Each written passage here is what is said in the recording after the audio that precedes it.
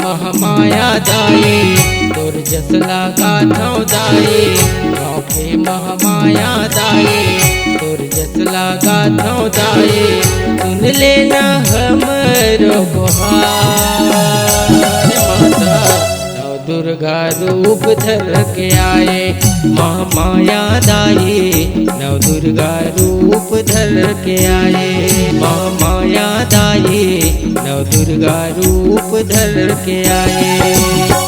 गाँव की महामाया दाई तोर जसला गाथौ दाई गाँव की महामाया दाई तोर जसला गाथौ दाई सुने ना हमरो गुहार माता नौ दुर्गा रूप धर के आए महामाया दाई नौ दुर्गा रूप धर के आए।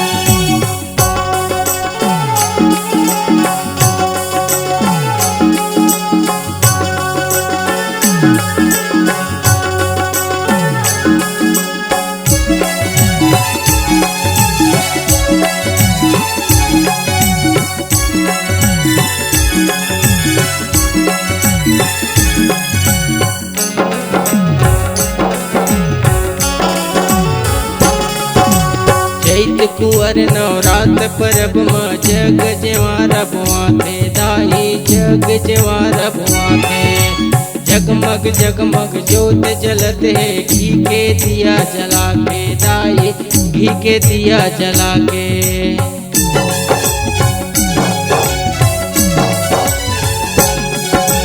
चैत कुंवर नवरात परब माँ जग जेवार बुआते उदाई जग जेवार बुआते जगमग जगमग ज्योति जलती है घी के दिया जलाते उदाई घी के दिया जलाते घी के दिया जला के मैया घी के दिया जला के मैया तोर चुगुन लगा था तोर चुगुन लगा था। नौ दुर्गा रूप धर के आए महामाया दाई नौ दुर्गा रूप धर के आए नौ दुर्गा रूप धर के आए महामाया दाई नौ दुर्गा रूप धर के आए।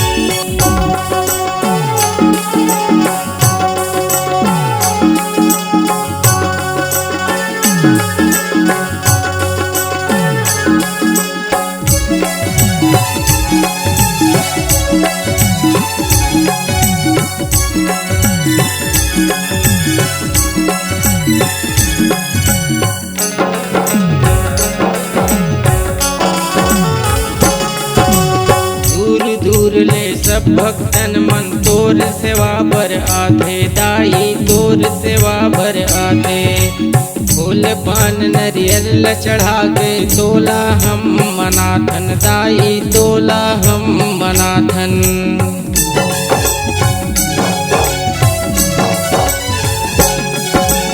दूर दूर ले सब भक्तन मन तोर सेवा बर आते दाई तोर सेवा बर आते फूल पान नरियल ल चढ़ा के तोला हम मनाथन दाई तोला हम मनाथन।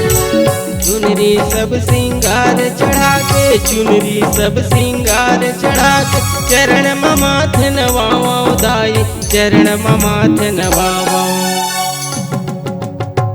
नौ दुर्गा रूप धर के आए महामाया दाई नौ दुर्गा रूप धर के आए नौ दुर्गा रूप धर के आए महामाया दाई नौ दुर्गा रूप धर के आए।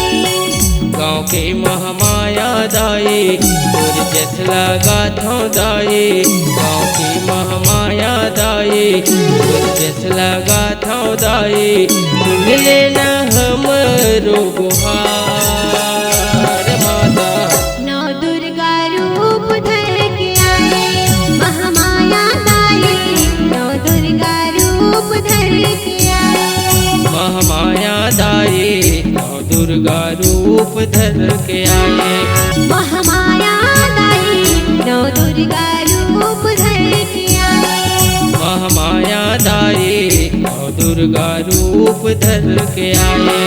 महामाया दाई नौ दुर्गा रूप धर के आए। महामाया दाई नौ दुर्गा रूप धर के आए।